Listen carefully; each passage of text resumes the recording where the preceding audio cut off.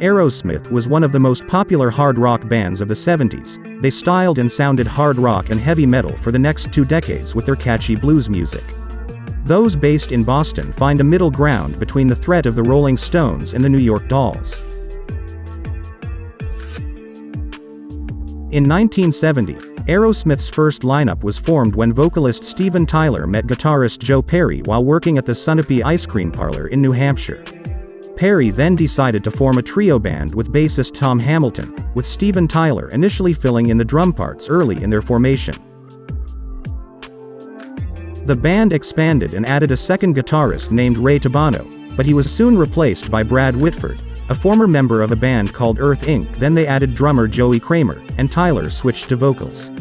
After playing in Massachusetts and New York area clubs for 2 years, the band got a record deal with Columbia Records in 1972. Then they released their first album in 1973. Dream On was released as the first single and became a hit which reached number 59 on the charts. Songs. The following year the band built a fanbase by touring America and opening for tour bands the Kinks, Mahavishnu Orchestra, Sha NaNa, and Mott the Hoople. 1974's Get Your Wings was the band's second album and the first produced by Jack Douglas, which spent a total of 86 weeks on the chart. Aerosmith's third record was Toys in the Attic. It was their breakthrough album both commercially and artistically. By the time the band's sound was recorded, it had developed into a clean and hard rock, backed up by a simple yet brutal blues guitar riff. Many critics at the time referred to the band as punk rock because they were thought to be following the pretensions of world music such as Led Zeppelin or the grim mystique of Black Sabbath, but Aerosmith played heavy metal to the bottom of it with elaborate guitar riffs. Steven Tyler's vocals were filled with meaning and witty jokes, and all the members had the charisma that set him apart from the rockers of the era. Sweet Emotion was the first single from Toys in the Attic to enter the top 40 in the summer of 1975, with the album reaching number 11 shortly thereafter. This success prompted them to re-release the song Dream On, which shot to the top 10 in early 1976. Walk This Way was the last single from Toys in the Attic released when they were working on a new 1976 album entitled Rocks, although it did not feature a top 10 hit, but Rocks' album went platinum quickly and peaked at number 3 on the album charts. In early 1977, Aerosmith took a break and prepared material for their fifth album. Released in late 1977, the album Draw the Line immediately rose to number 11 on the American charts. In addition to another tour in 1978, the band appeared in the film Pepper's Lonely Hearts Club Band, which performed the song Come Together, which eventually became a hit number 23. Then the album Live Bootleg appeared in late 1978 and became a success, reaching number 13 on the album charts. Then Aerosmith recorded Night in the Ruts in 1979 and released the record later that year. By the time the album was released, Joe Perry had left the band and formed the Joe Perry Project. When Aerosmith reunited with new guitarists Jimmy Crespo and Rick Dufay, the band immediately released Aerosmith's greatest hits in late 1980, and the record would eventually sell over 6 million copies. Aerosmith's new lineup then released the album Rock in a Hard Place in 1982, then Joe Perry and Whitford returned to the band in 1984 and the band embarked on a reunion tour dubbed Back in the Sawdell. At the beginning of the tour, Steven Tyler passed out on stage due to drug and alcohol addiction. The following year Aerosmith released Done with Mirrors, the first record of their early lineup since 1979 and the first made for Geffen Records, and this album shows that the band has been revitalized. After the release of Done with Mirrors, Steven Tyler and Joe Perry immediately started a rehabilitation program. Long story short, in 1986, Tyler and Perry appeared in Run DMC's song and video clip, Walk This Way.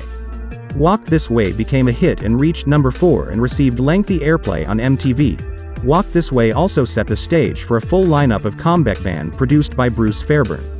Then the 1987 album Permanent Vacation was Tyler and Perry's collaboration with professional hard rock songwriters such as Holly Knight and Desmond Child, and it produced several hits and peaked at number 11 and sold over 3 million copies. Then the album Pump was released in 1989, and it reached number 5 and sold over 4 million copies. Short story Aerosmith also released Get a Grip in 1993.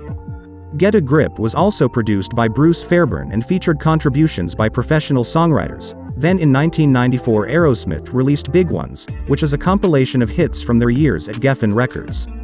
While Aerosmith was at the peak of their popularity in the early 90s, the band signed a multi-million-dollar contract with Columbia Records, although they still owed 2 albums to Geffen Records. Then in 1995 the band was able to start working on their first record under a new contract with Columbia. The making of an Aerosmith album was a difficult affair, and while they were recording 9 Lives, they were plagued with bad luck. The band went through a number of producers and songwriters before settling on Kevin Shirley in 1996. But that was devastating and immediately fired the band's manager named Tim Collins, who brought the band back from the brink of drug addiction. After his dismissal, Collins insinuated that Steven Tyler was using hard drugs again, and the allegations were denied by Aerosmith.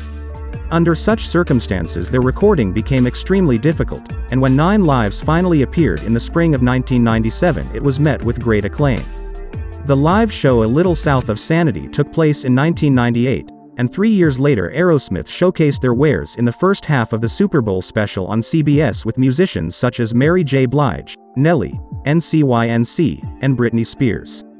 The band then released a blues album entitled Honkin' on Bobo, which was released in 2004. A world tour followed in 2007. They continued to strive to record a new studio album with producer Brendan O'Brien, which was never completed. Steven Tyler suffered a leg injury in June and then fell off the stage in August, leading to the cancellation of subsequent tours. Towards the end of 2009 Joe Perry released a solo album entitled Have Guitar Will Travel, and with him was in rehab to heal himself from the painkillers prescribed for his stage injury. Before Tyler began his solo project he rejoined the band for a series of concerts in 2010. Amidst the announcement that the singer would be the new judge on the televised American Idol competition, Perry also commented on his dissatisfaction in the media with Tyler's judging on American Idol.